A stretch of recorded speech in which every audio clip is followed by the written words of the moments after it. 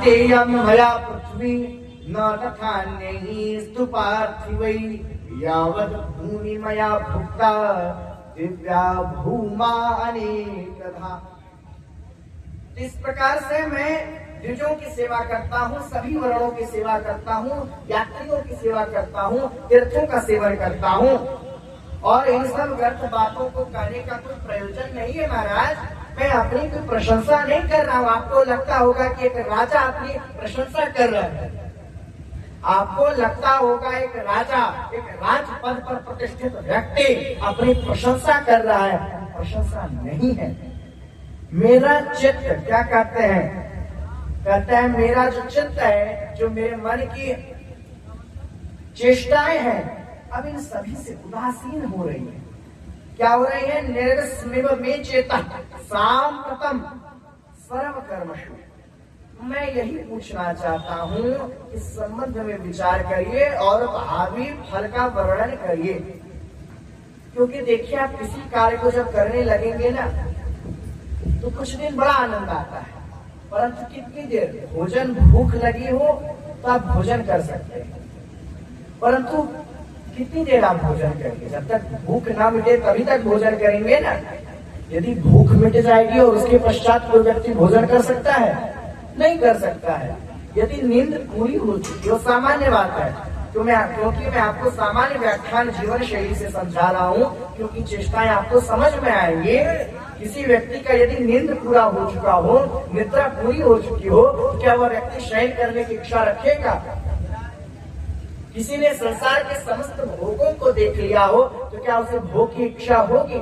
उसका मन तो तृप्त हो चुका होगा। किसी व्यक्ति ने संपूर्ण विश्व पर विजय प्राप्त कर लिया हो, तो क्या उसके मन में होगा मैं किसी और पर विजय प्राप्त करूं? वो तृप्त है, वो आनंदित है। क्योंकि जब तक व्यक्ति बार बार, देखिए, काम, क्रोध, मद,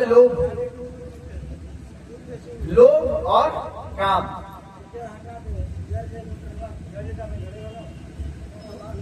काम क्या है? किसी वस्तु की प्राप्ति यदि नहीं हो रही है आपको, मान लीजिए हमारे पास धन नहीं है, मेरे पास धन नहीं है, धन की बड़ी कामना है, भगवत कृपा से येन प्रकारेण धन प्राप्त हो गया, आपको प्राप्त हो गया या मुझे प्राप्त हो गया, जैसा आप समझो।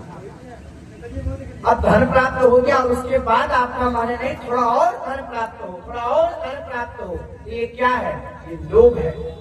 पहले तो आपकी कामना जागृत हुई कि मुझे ये प्राप्त हो, ठीक है। जब प्राप्त हो गया तो जो प्राप्त है वही पर्याप्त है, ये भावना आपके अंदर है नहीं, तो आपके अंदर लोभ जागृत हो गया कि नहीं, थोड़ा और होना चाहिए, थोड़ा सा और होना चाहिए।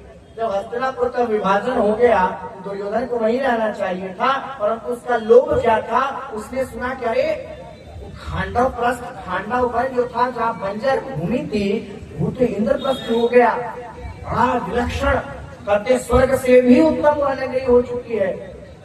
ऐसी नगरी है कि उसके महल में नदियां है, सरोवर है, तीर्थ है,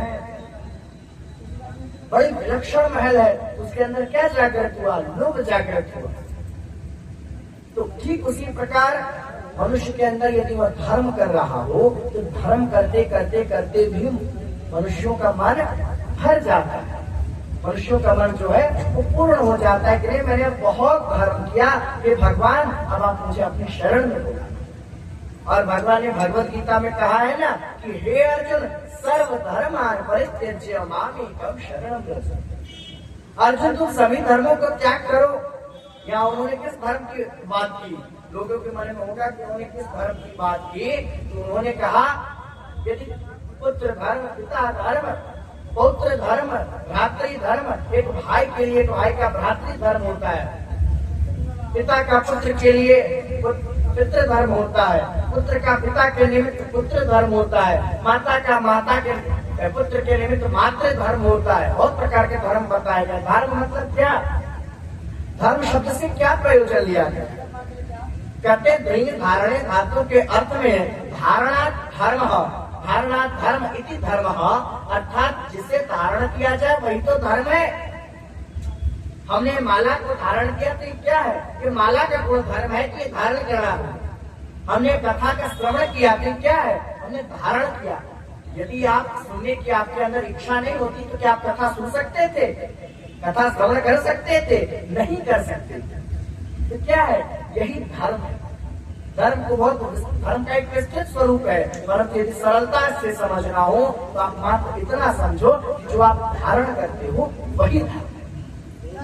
और इसके पश्चात वह ब्राह्मण है, अर्थात वो भगवान गणेश कहते शृणु राजन महाबुद्धे नायतार्थम ब्रवीम्यहम् विक्रांतोन्नति शूरोसी भाग्यवानस्य सर्वदा गुणेन यशसा बुद्ध्या संपन्नोऽस्ति भवान् यथा मन्ये तथा मरावत्याम् त्रिदशी से।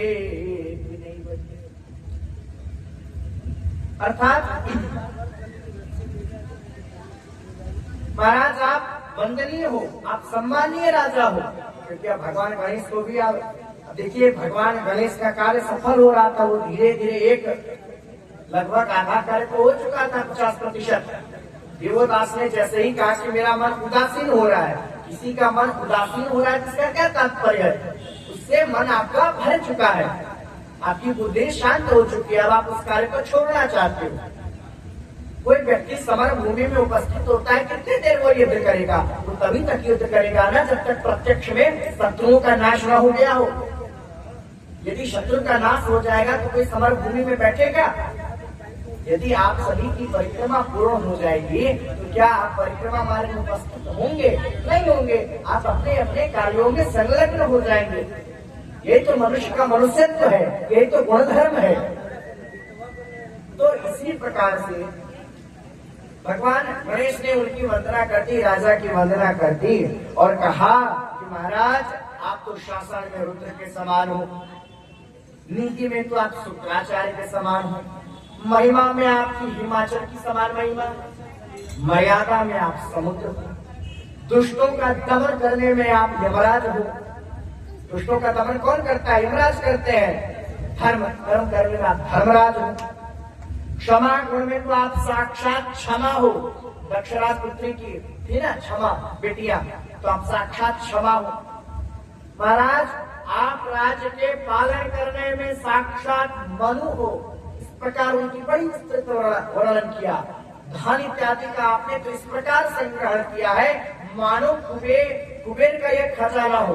काशी की धरती पर जो आप निष्कंटक राज्य कर रहे हो, मैं तो देखा और मैं सोचा कि आप भैरव की समान सुरक्षा कर रहे हो। काल भैरव काशी की सुरक्षा करते हैं ना, तो आप भैरव के समान सुरक्षा कर रहे हो। माता के समान प्रजा का पालन कर रहे हो। आपके मुखकमल में सरस्वती विराजमान है।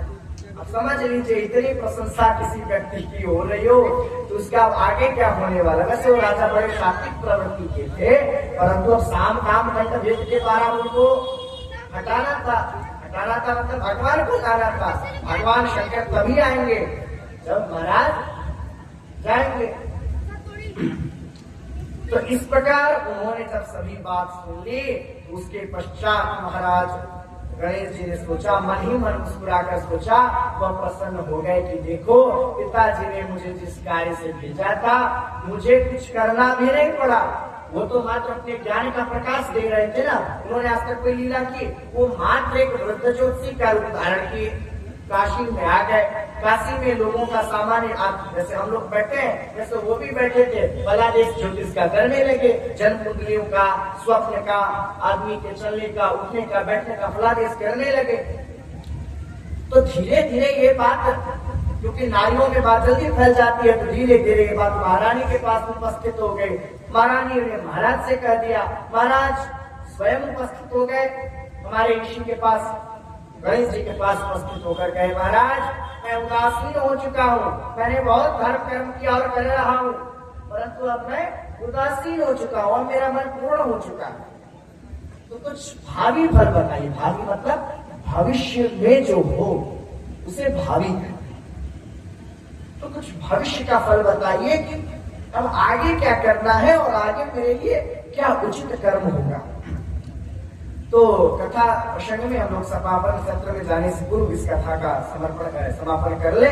तो उसके पश्चात कहते हैं इत्युक्तम वृक्षैः राजन्नम लब्धानुद्योतिजोत्तमः विवेश स्वाश्रमं तुष्टो नृपोऽप्याश्चर्यवान् भूत् कृतकृत्यभिमात्मानं ततो मत्वा स विघ्रजित् विधाय बहुधात्मानं काश्यां स्थितिमवापच।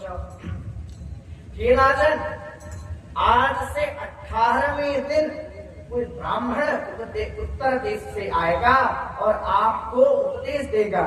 यदि आपको अपने वाक्य का पालन अविलंब करना है और आपको करना होगा, यदि आपको चाहिए कि मुझे जो चाहिए वो प्राप्त हो जाए, तो 18वें दिन जो ब्राह्मण आएगा और वो जो बोलेगा उसको आप पूर्ण कर दो।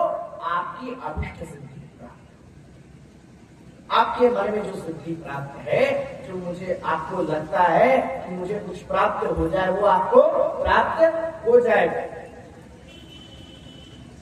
तो यह कहकर वह वृद्ध ब्राह्मण जो थे भगवान गणेश ने अपनी माया से अंतःपुर में, नगर वासियों में, स्त्रियों में, महारानी में, राजा के साथ ही सभी रानियों को वशीभूत कर लिया।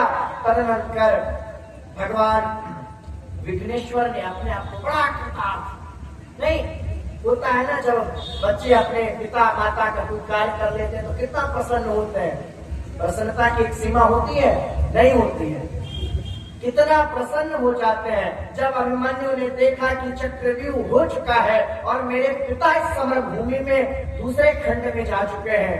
तो 16 वर्ष का बच्चा समर भूमि में कूद पड़ा, चक्रव्यूह में बढ़ गया और वो आनंदित तो होने लगा। जैसे जैसे उसने एक चक्रव्यूह, दूसरा, तीसरा, चौथा, पांचवा, छठा और 7वें चरण को उसने तोड़ डाला, उसके मन में ऐसी प्रशंसा, मतलब ऐसा उसका कृतार्थ हुआ कि आज मैं धन्य हो गया।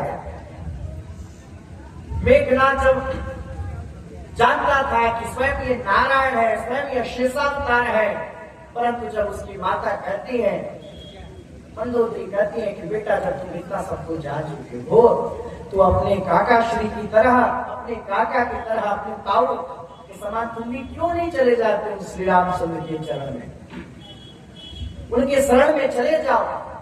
भगवान तो कितने दिनानुदिन को प्राप्त करा देते हैं।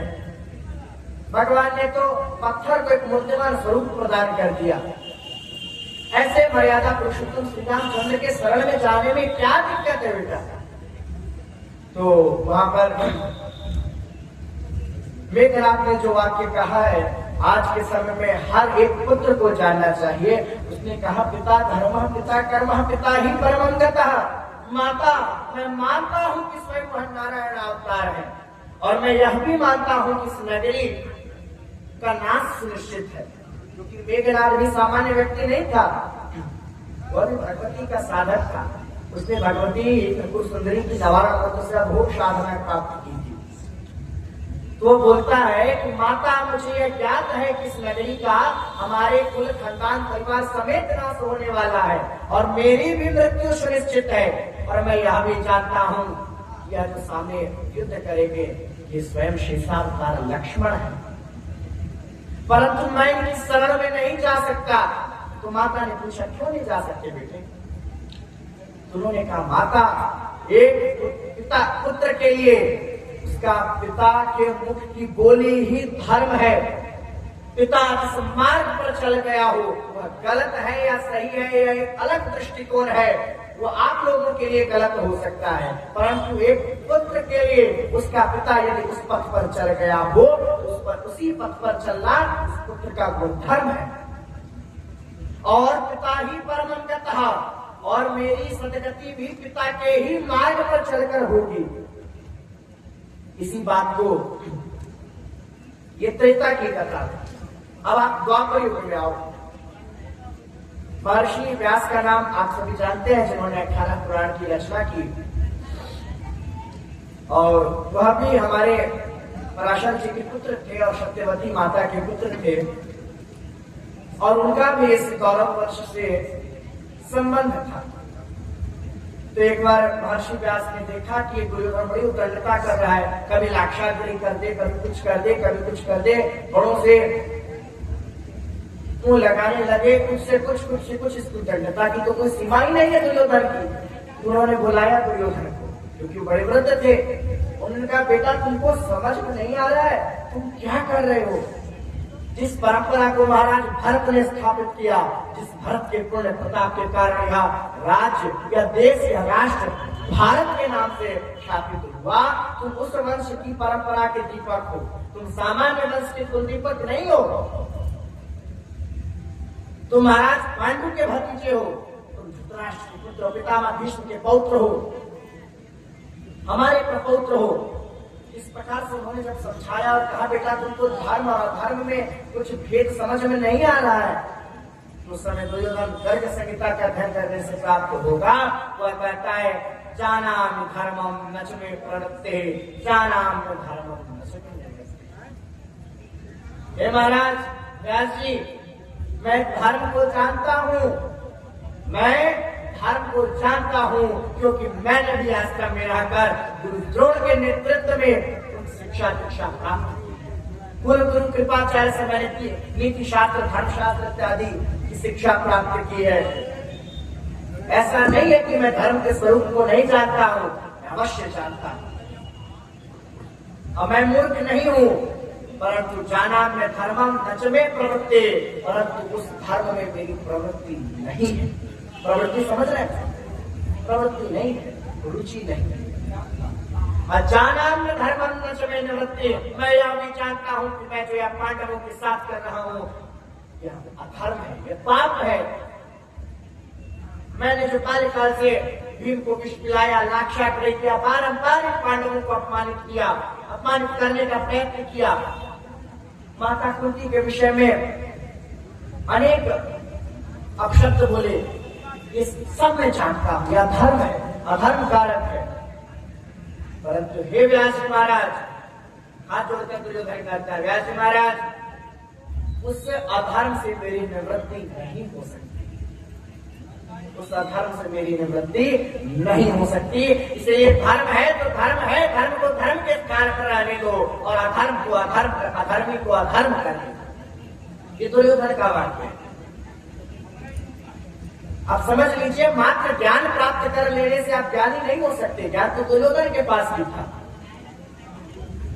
आवश्यक नहीं कि ज्ञानी रावण हो सकता है, आवश्यक क्या है कि ज्ञानी भी रावण हो सकता है।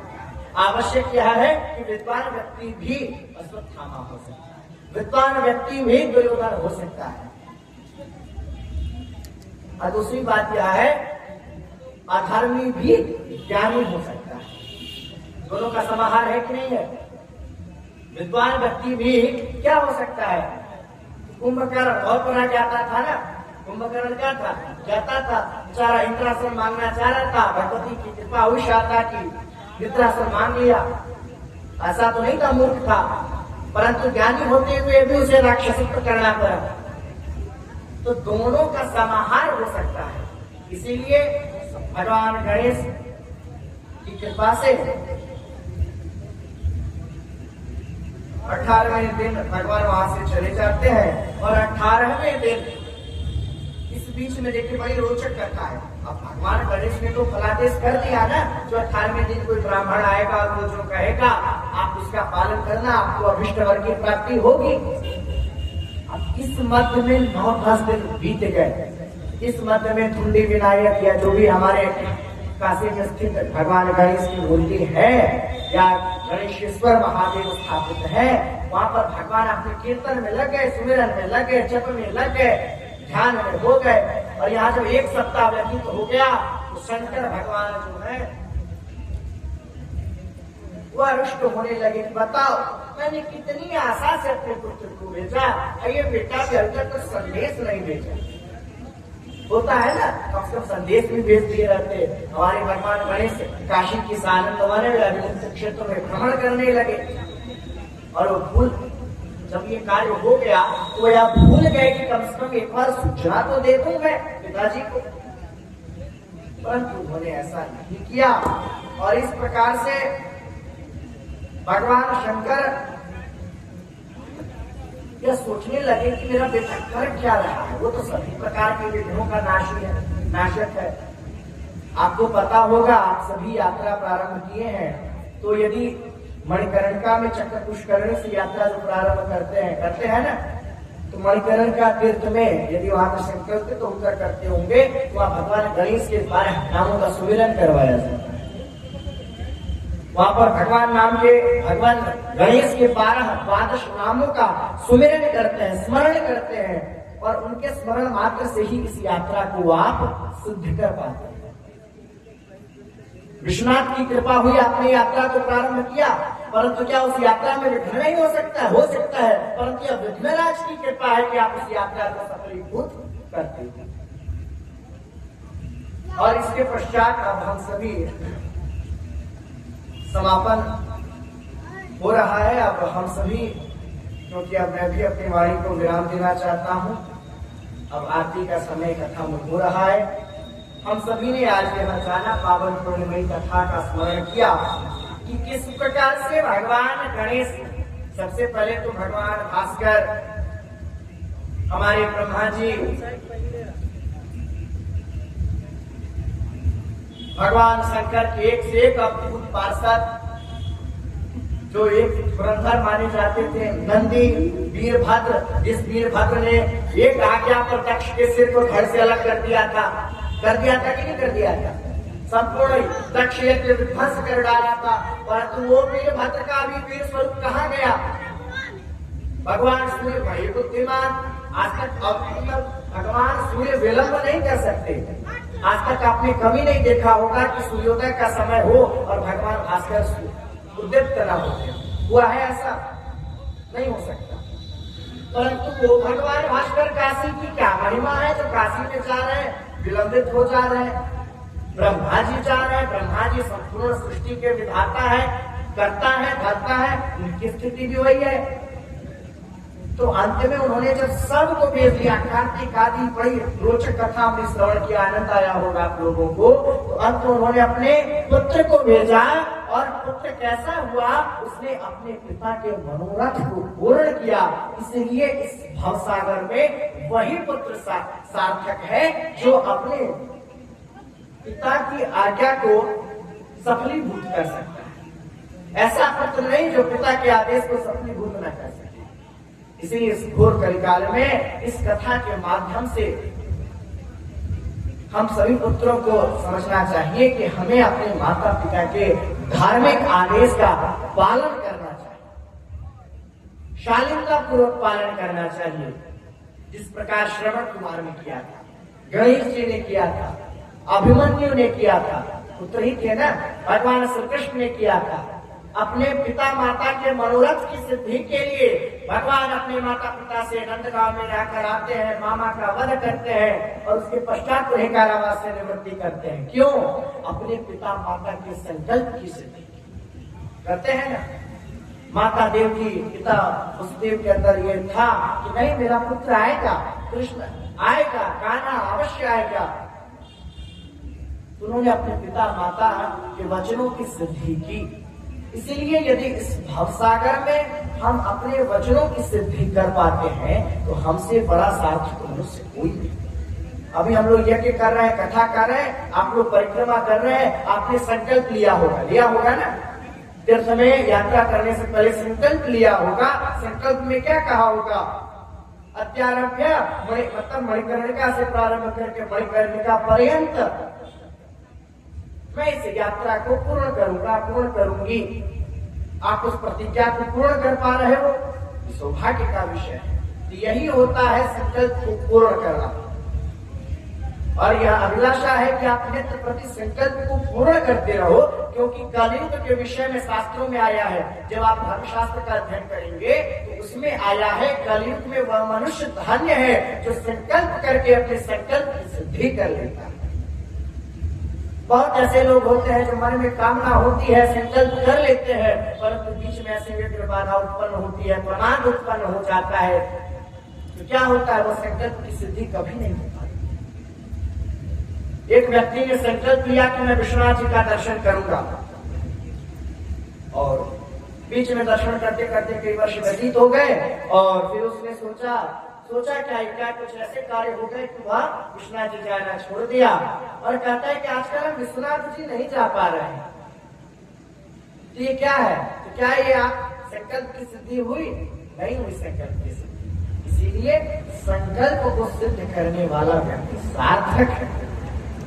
और इन्हीं शब्दों के साथ अब हम सभी, पुरुषोत्तम मास चल रहा है और आज आप सभी को क्या तो होगा, शनिवार है। शनिवार किसका दिवस है? यह भी आप सभी को ज्ञात होगा।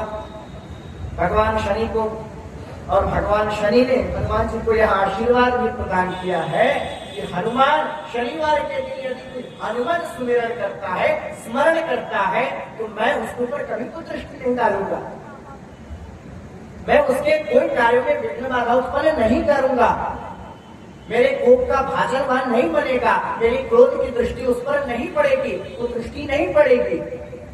तो और पुरुषोत्तम मास चल रहा है और पुरुषोत्तम मास में भगवान नारायण का स्मरण करना चाहिए। मैंने कल भी कहा था, और नित्य प्रति क्या है, पंचकोश परिक्रमा हो रहा है तो श्रोता का नित्य प्रति बढ़ते चलते हैं और नूतन श्रोता आते चलते हैं। अब विगत दिवस जो श्रोता थे वो आज नहीं है। आप सभी का सौभाग्य है कि मैं आपको देख पा रहा हूँ, आप उपस्थित हैं, कल दूसरे श्रोतागण उपस्थित होंगे। तो ये परिक्रमा की महिमा है। और एक बात का आपने विशेष ध्यान किया होगा कि चक्र पुष्करणी काला है ना, मणिकर्णिका पे चक्र पुष्करणी, तो क्या है, भगवान विष्णु के चक्र के द्वारा खोदा गया, बनाया गया वह सरोवर है। और वहां पर भगवान विष्णु ने, स्वयं नारायण ने पुरुषोत्तम में 50,000 वर्षों तक, 1-2 वर्षों तक नहीं, 50,000। सुनने में थोड़ा खटांग लगता होगा कि अरे 50,000, हाँ भैया सत्य है, 50,000 वर्षों तक उन्होंने तपस्या की। और देखिए, नारायण से यह यात्रा प्रारंभ होती है यह यात्रा पंचकोश की, किसकी? शिव की, शंकर की नहीं, परंतु चंद्रमौलीश्वर से प्रारंभ होती है, चक्र पुष्करणी से प्रारंभ होती है और चक्र पुष्करणी में आके समाप्त होती है। अर्थात विष्णु आदि अंत, आद्यांत विष्णु है और मध्य में शंकर है ना। ध्यान दीजिए, मणिकर्णिका से प्रारंभ होकर मणिकर्णिका पर यात्रा समाप्त होती है। तो आद्य और अंत में विष्णु है, नारायण है, पुरुषोत्तम है और विश्व में चंद्रमौलीश्वर भगवान शंकर है। तो यही तो है संपूर्ण राम से ईश्वर स्वरामेश्वर। काशी में भगवान विष्णु तपस्या करते हैं, शंकर वर प्रदान करते हैं, और रामेश्वर तीर्थ में आप जाएंगे वहां भगवान शंकर वंदना करते हैं नारायण की।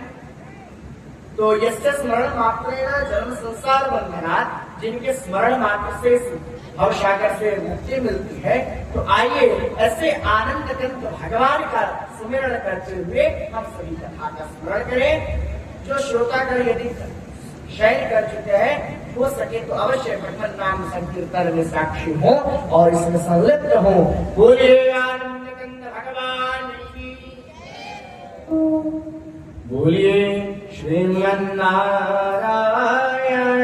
भवतारायण, श्रीमन्नारायण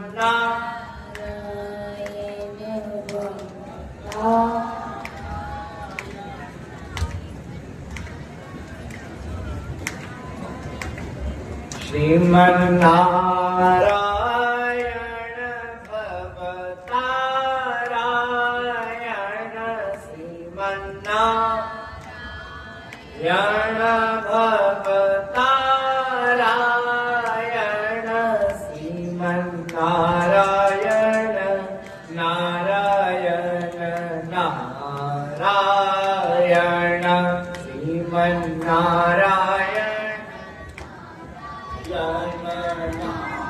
नारायण ब्रह्मा नारायण, विष्णु नारायण, ब्रह्मा नारायण, विष्णु नारायण, शंकर नारायण नारायण नारायण।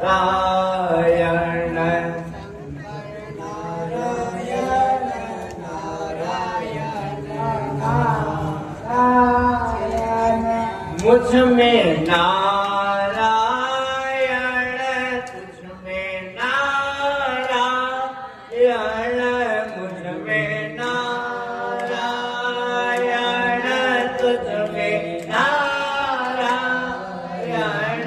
सब में नारायण नारायण नारायण, में नारायण नारायण नारायण, सब में नारायण नारायण नारायण, या नारायण नारायण नारायण, यहाँ नारायण वहाँ नारायण, यहाँ नारायण वहाँ नारायण, जहाँ देखो वहाँ नारायण नारायण, जहाँ देखो वहाँ नारायण नारायण, श्रीमन्नारायण भवतारायण, श्रीमन्नारायण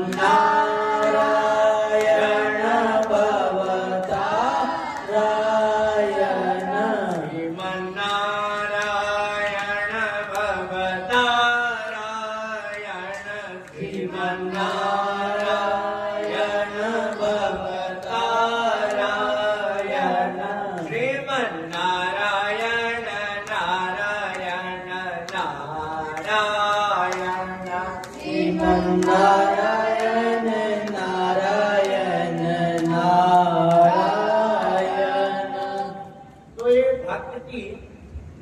भक्ति की एक पराकाष्ठा है जो वह कहता है कि हम हैं संसार के हाथों में और संसार तुम्हारे हाथों में। इस प्रकार आनंद कंद भगवान की ही यह महती संसार चक्र में हमें यह सौभाग्य प्राप्त हुआ कि हम सभी किसी प्रकार से गा के हो या हंस के हो या क्रोध करके हो नारायण का स्मरण कर पाते हैं। तो आइए हम सभी भगवान शंकर की आरती में सम्मिलित होते हैं। सभी श्रोता जन अपने अपने स्थानों पर उपस्थित हो जाए, खड़े हो जाए और खड़े होकर भगवान शंकर की इस पावन आरती में सम्मिलित होंगे।